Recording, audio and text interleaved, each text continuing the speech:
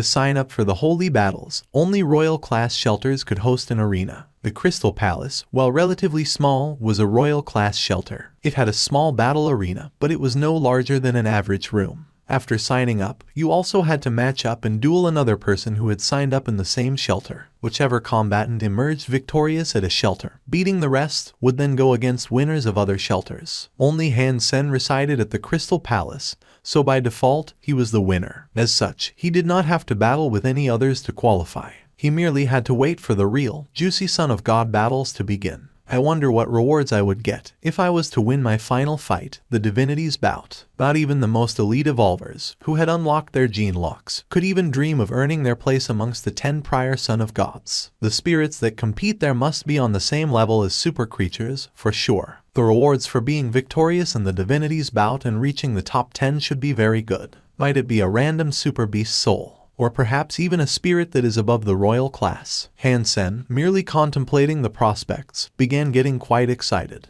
After much consideration, Han Sen decided to adopt his old Persona dollar for Divinity's bout. After Han Sen left his room, the silver fox looked at Han Sen angrily. Then, it quickly spun around and ignored him. It looked like it was still in a bad mood because Han Sen kept the entire peach for himself. Good boy. I ate the peach, yes, but I still have the core. See if you can eat it. Han Sen placed the jewel-like core of the peach behind the silver fox. The silver fox then turned around and bit the peach core without hesitation. Han Sen heard it break and the jewel-like peach core was crushed. Strangely, from out of the core came another core. This one was white. The silver fox then spit the crushed remains of the first layer of the core out of its mouth and quickly swallowed the white nut. You can actually eat the thing, Han Sen said, with wide open eyes. All he was doing was trying to comfort the silver fox. He never expected there to be anything edible inside the core, and that it could eat. The silver fox ate the peach nut and then yawned. It leapt onto Han Sen's shoulder and looked as if it was going to sleep. That's it. You eat my peach core and then go to sleep. Give me a reaction or something. Han Sen looked depressed. The silver fox ate so many good, valuable things each and every day. Yet despite that, it continued to grow so slowly. If the silver fox could grow up quicker, he'd have 2 super creature class powers to fight by his side. Fighting second-generation super creatures would be even easier if that were so. The Jai family provided Han Sen with a few separate choices, each of which pleased him. He decided to accept 5% of shares in Sky Technology. 5% might sound small, but Sky Technology was in the top 20 corporations of the Alliance. Most of the Jai family didn't have a single share in it, as most of the important family members could only have a max share percentage of 1 or 2%. As such, 5 was a very good number. A few core members of the Jai family might have had above 10% of the shares, but for an outsider of the family to receive such shares was tremendous. It was also the first time such a thing had ever occurred. Han Sen was given many different options of gifts to consider off the Kin family. Eventually, he settled on Z-Steel raw stones. The Z-Steel ore always had a lot of contaminants inside it. 1,000 grams of Z-Steel ore could be refined to provide only 5 grams of pure Z-Steel metal. The Z-Steel that was refined was really hard, but very brittle. Its fragility and stern rigidity rendered it almost unusable as a weapon or electrical component. Refined Z-Steel was more akin to delicate porcelain than metal. It had to be combined with other metals to provide a decent weapon of fair toughness and hardness. But inside the Z-Steel ore, there was a high concentration of rough Z-Steel. It was unknown how these Z-Steel raw stones were created, but they were a little bigger than a man's thumb. Inside them was 50% Z-Steel. Some were even higher, though, and could reach 90%. The Z-Steel raw stones were not only really hard, but also really flexible. They were suitable for weaponry that way. The moment Han Sen saw the Z-Steel raw stones, his mind turned to his peacock crossbow. When Han Sen chose the Z-Steel raw stones, the Kin family also promised they would aid him in the creation of bolts, for grinding Z-Steel raw stone was very complicated work. It would take a long time for the process to be completed, and as a result, it would be a while before Han Sen received the bolts. The Kin family estimated in about half a month they would have finished work on 2 bolts. So, the Kin family would give him 2 bolts every month. Han Sen understood that, since the Z-Steel raw stone was so hard, it was non-reactive to heat, so it could not be melted down. It could only be ground down, slowly, over much time. Brother, did you sign up for Divinity's bout? No, it would be a waste of time. Han Sen smiled. Why not? You should give it a go. You have a kick-ass pet, after all. There's a chance you'll reach a rank in the 10 Son of Gods and make humanity proud.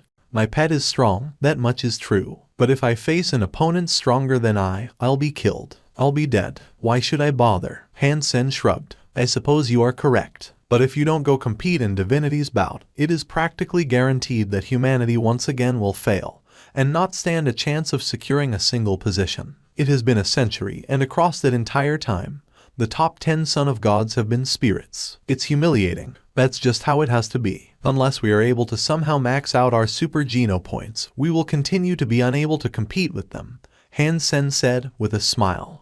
After the call with Tang Zhenliu, many others contacted him, wondering if he was going to participate in Divinity's bout. It looked as if many people wanted to see him compete there. A lot of people sincerely wanted Han Sen to become a son of God to make humanity proud and have their race proudly displayed on the tablet. But Han Sen told them he wouldn't take part in Divinity's bout. Many eyes watched Han Sen, though, and he couldn't even though he wanted to. Many people didn't believe Han Sen was willing to skip the affair, though. Han Sen left the Silver Fox by the Beetle Knight so his doppelganger would appear more authentic. Han Sen was planning on traveling to Devil's Mountain alone. With the angel by his side, however, he wasn't afraid. He wanted to use this opportunity to slay sacred blood creatures and max out his Sacred Geno Points. He hunted many sacred blood creatures in the sea, but because of their large size, eating a lot of them was a slow process. Devil's Mountain was home to many different creatures. Not long after he began ascending the mountain, he caught sight of big gorillas, with a few mutants among them. But someone was already battling with the group of gorillas, which surprised him. He never expected he'd find someone else so bold as to hunt creatures on Devil's Mountain.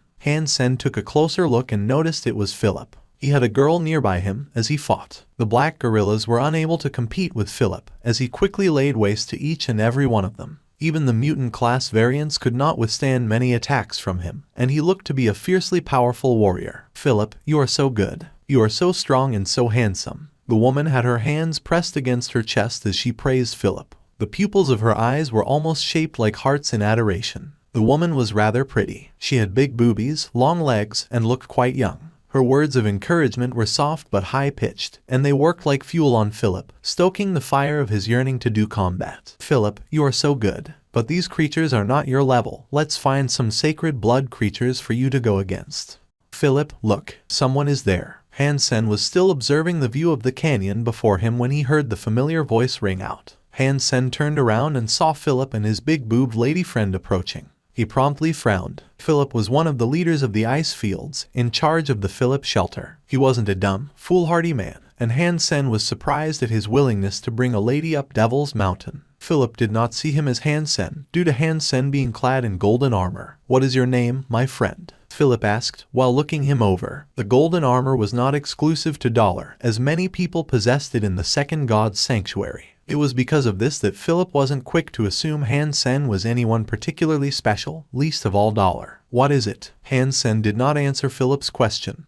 He merely replied with another. If you want to traverse this perilous mountain, perhaps we should team up. We can watch each other's backs, Philip said. Sorry, but I prefer traveling alone, Han Sen coldly responded. When the lady heard him say this, she didn't look as happy as she once did. She blurted out, you are so ungrateful. Philip is a cornerstone of the Union here. He is owner of one of the goddess shelter's armies. He is Philip, as in the Philip army. He wanted to help you. Thank you, but no thank you. I have a personal obligation to fulfill. Perhaps our paths will cross again soon. Han Sen wasn't interested in accompanying Philip in the presence of his girl. This man does not know his place. Ignore him. Let's go. The woman, who was clutching Philip's arm, tugged strongly. Then they both departed for the valley. Friend, our encounter here is fate. Why can we not go together? After that, Philip lowered his voice even further, to a point where even Han Sen almost had trouble hearing, and said, Friend, do me a favor here. I'll give you 2 mutant beast souls. What favor? Han Sen inquired. Pretend you and I argue, then we feign a fight. Throw the fight and then pretend to be terrified, running away as I chase you from behind.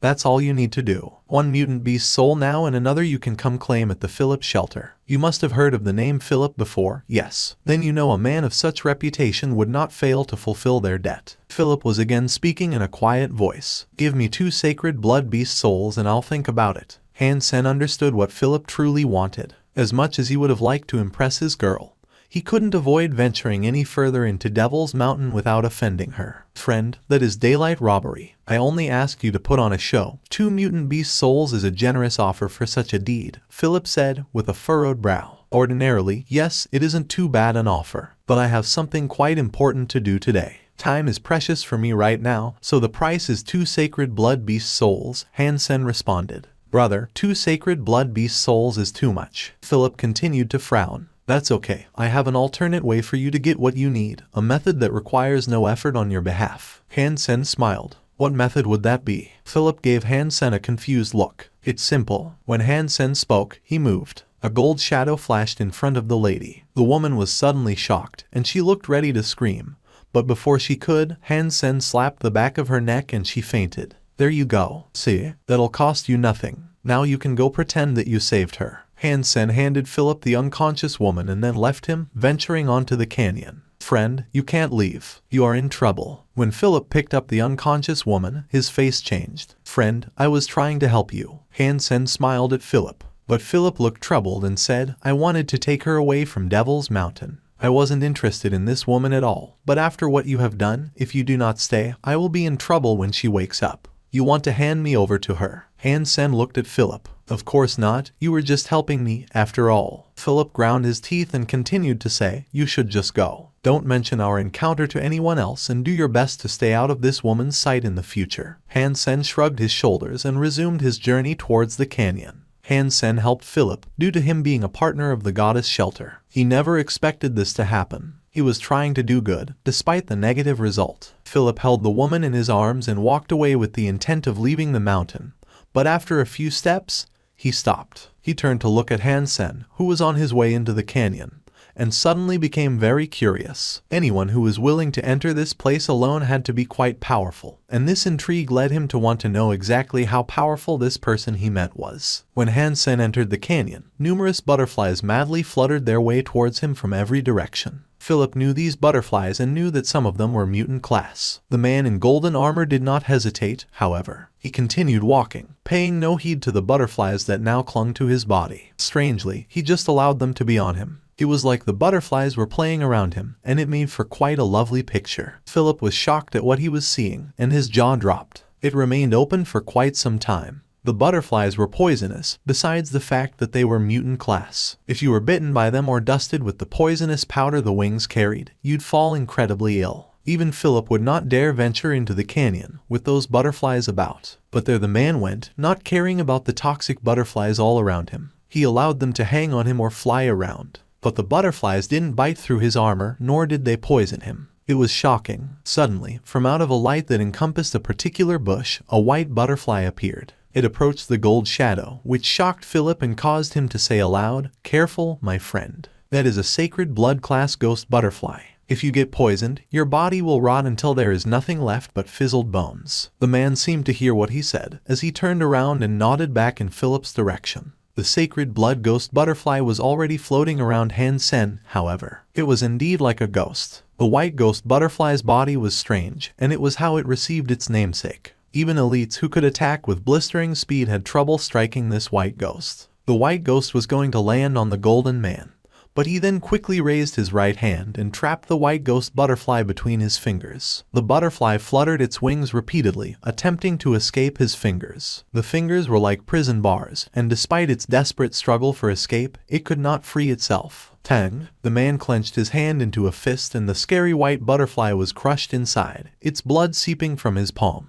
A scary white ghost butterfly was crushed in an instant and he was not poisoned at all. With no delay, he continued his descent through the canyon. His body was still a post for numerous butterflies, however, and he continued to allow them to just land on him. Beneath the morning light, between the vetiver, the butterflies trailed the gold shadow on its travel. Philip was frozen whilst watching all this. This man cannot be Dollar, can he? The gold shadow disappeared out of sight, which prompted Philip to snap out of his daze and react. When this thought entered his head, he couldn't help but speak it out. But the man was already long gone, and it was too late for Philip to ask. He spoke to himself again, saying, "Drat. I should have asked him his name again. Perhaps he really is Dollar." The reason Philip did not ask for his name again was to protect the man. If Zuyuan asked about him when she awoke, he wouldn't be able to tell her anything about him, and that would be the truth. He didn't even see the person's face, so he had very little to go on. It would have been better that way, so that was why he did not ask again. But now Philip regretted his decision. He liked watching Dollar fight a lot, and he always dreamed of meeting him. He very well could have been Dollar,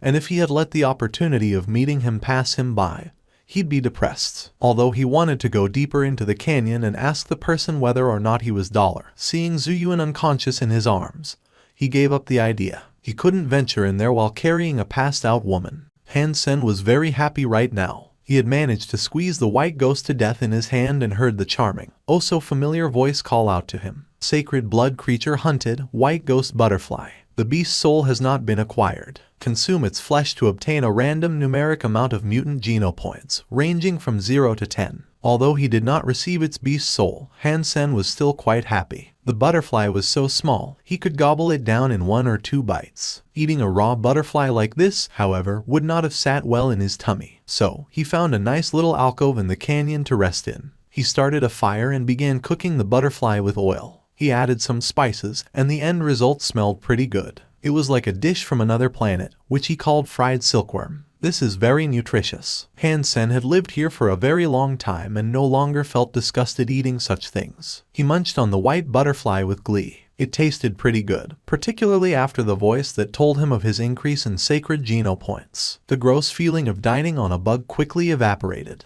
After eating the butterfly, his Sacred Geno Points number raised by 6. This meant his total of Sacred Geno Points had reached 72, and it wasn't far from maxing out. Han Sen packed his stuff and continued to travel. Then, he suddenly heard a strange noise coming from beyond a canyon wall. It sounded as if something was digging through the rock.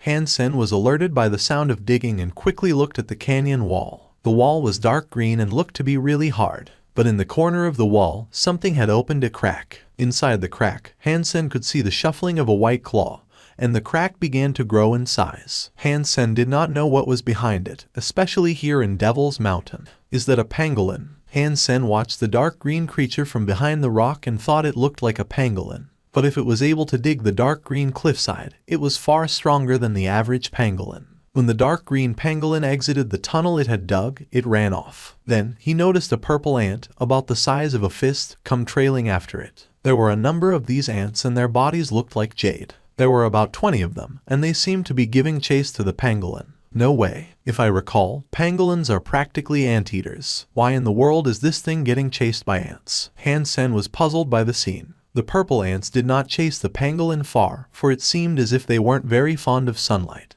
When they reached the edge of the shadows, they quit their pursuit and ran back to the hole they had emerged from. Han Sen pulled out his peacock crossbow that was loaded with a raven feather, took aim, and fired at one of the purple ants. The bolt instantly pierced through its body. After all, it was a berserk super crossbow. With a super bolt, few creatures could ever hope to withstand its power. Sacred blood creature hunted, Subterranean Devil Ant. The beast's soul has not been acquired. Consume its flesh to obtain a random numeric amount of mutant Geno Points, ranging from 0 to 10. What? This is a sacred blood creature. Han Sen almost jumped up. There were at least 20 ants that had emerged from the newly formed tunnel, yet he couldn't believe what he was hearing. After one of the devil ants was killed, the rest of them started going crazy, skittering around in search of the foe that had slain one of them. Because Han Sen was quite far away from them, they did not become aware of his presence there. Going unnoticed was a rare opportunity, so he wasn't willing to let this chance pass him by. He brought up the peacock crossbow once more and fired repeatedly. Each bolt found a target, numbering another 5 kills. The sacred blood announcements continued to ring inside his head, one after another. It almost made Han Sen squeal with excitement. It was true that by eating the same sacred blood creature multiple times, the amount of Sacred Geno Points he'd get would decrease after each subsequent ant. That didn't really matter, though, due to the fact he only needed another 30 Geno Points. The raven bolts had all been used up, just in time for Han Sen to be spotted by the ants. Frantically, they skittered in his direction. Seeing more than a dozen sacred blood ants rush towards him in such a manner was a frightening sight. The ants were indeed fast, but for a man like Han Sen,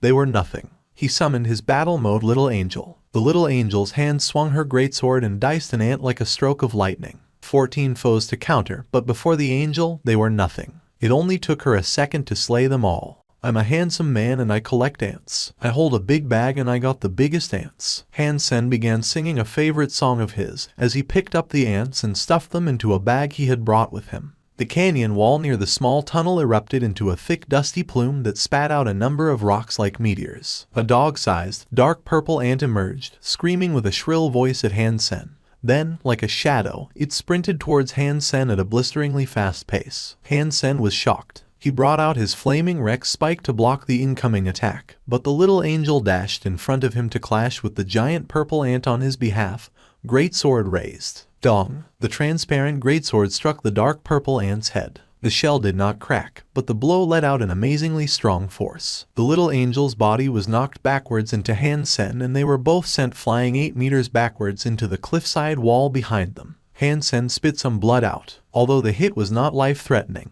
it made his chest burn something frightful. The little angel moved, preparing to strike the dark purple ant again. But this time, the little angel did not strike from the front. She whizzed by the ant from a multitude of directions. Her greatsword was poised to strike, and every dash and direction she went, she hit the ant. The giant ant had formidable control of its claws, however, and it managed to block every attack. This Devil Ant King is too powerful. It's far stronger than the little angel. Even her greatsword can't pierce its shell. It cannot be a berserk super creature. Could it? Han Sen was shocked, seeing what he was. But then again, ants were strange creatures. While the little angel fought with the Devil Ant King, Han Sen quickly unlocked his Dongxuan Sutra's gene lock. The life aura was activated, and through it, Han Sen was able to observe the energy flow of the Devil Ant King. This guy is a second-generation super creature. This brought a modicum of joy to Han Sen as he tried to learn its energy flow. Although his purpose coming here was not to kill the Subterranean Devil Ant King, that was fine.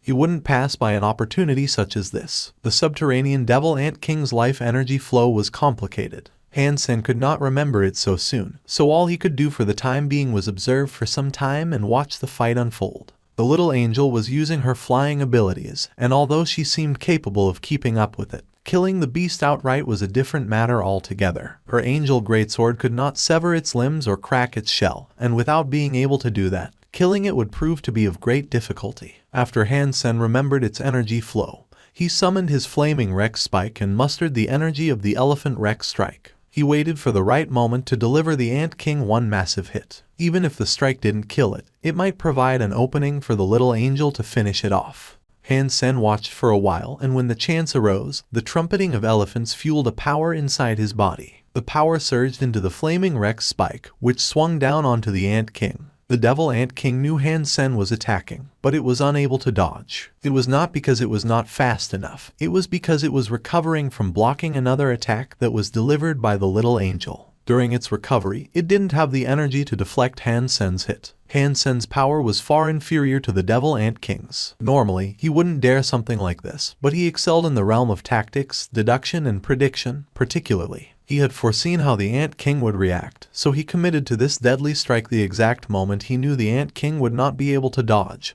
block, or even retaliate. The flaming Rex spike brutally struck the Ant King's waist. Han Sen thought this must have been its weak point, but all that sounded from the strike was the call of beaten metal, and that was exactly what it felt like when he hit the ant. The flaming Rex spike left his hand and spun through the air about 10 meters away. It hit the cliffside. With such force, Han Sen's hands were left numb and his arms almost felt as if they were going to break. The little angel, however, used this opportunity to make a move of her own. She used her greatsword, battering the point Han Sen had dented. On the fourth slash, the shell cracked a few inches, enough to expose the ant's white flesh. The Ant King panicked and quickly returned to the tunnel it had emerged from, suffering brutally. Han Sen was very weak right now, though. He felt as if he could barely stand, let alone chase after it.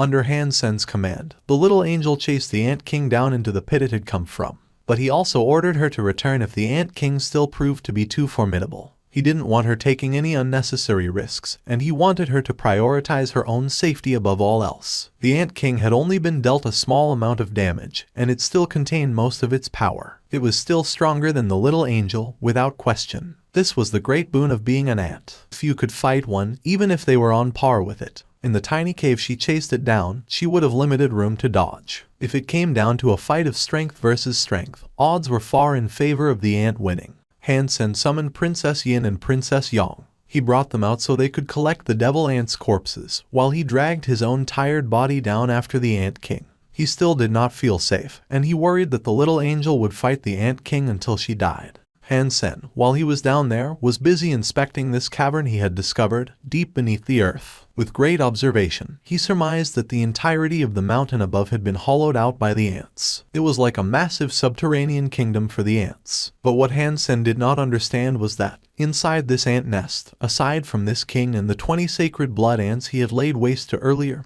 there weren't any other ants. That was strange. For a nest this big, there should have been many more ants in there. The fact that there was only one ant king was strange, as well. Did that pangolin eat all the other ants? The pangolin's life force was a little bit stronger than a sacred blood creature, but not as strong as a super creature. The little angel was still battling the Ant King, but the Ant King had retreated into a little cave. Its shell was hard enough as it was, and with its power it made it incredibly hard for the little angel to deal it damage. But now, the wound around its waist had already healed. It looked like new, as if it hadn't been dealt a single hit. This Ant King is sick. I'm not even sure if I'll be able to kill it. Han Sen was getting a little depressed, but just as he thought of giving up, something else lurked in the dark. The pangolin had returned, and it peeped at the battlers from a tunnel like a little thief. The pangolin watched how the little angel and Ant King fought as it shimmied along the walls of the cavern. Its scales were colored exactly like the rock, in a dark green color. Unless he paid close attention, he'd have had a difficult time spotting it, creeping its way up.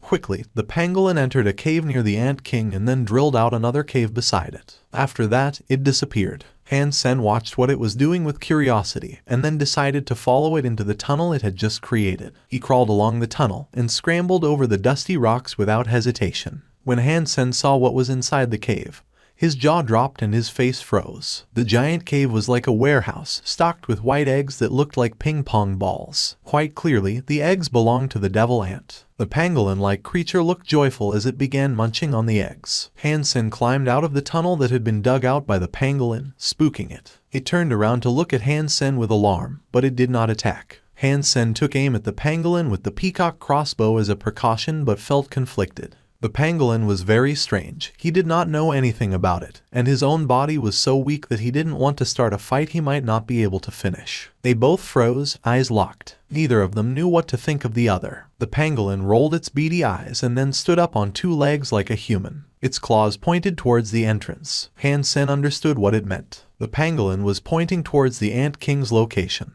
and it did not want Han Sen to alert it to their presence. This guy's intelligence is no less than the Fox King I encountered in the first shelter. Han Sen gave the pangolin a puzzled look. The pangolin then pointed to the eggs on the floor. It pointed to Han Sen and then pointed to itself. It was a funny little creature, but again, Han Sen understood what it was suggesting. It was telling Han Sen that there were many eggs for the both of them, and that they were free to eat as many as they desired, as long as they didn't disturb each other. Han Sen looked at the pangolin, then he released his draw of the peacock crossbow. The pangolin went down on the ground again and resumed its feast. Han Sen did not feel comfortable in the presence of the pangolin. He made sure to watch it, in between his observations of the cave and the eggs that populated it. Thank you for watching. Subscribe and enable notifications so you don't miss the next chapter.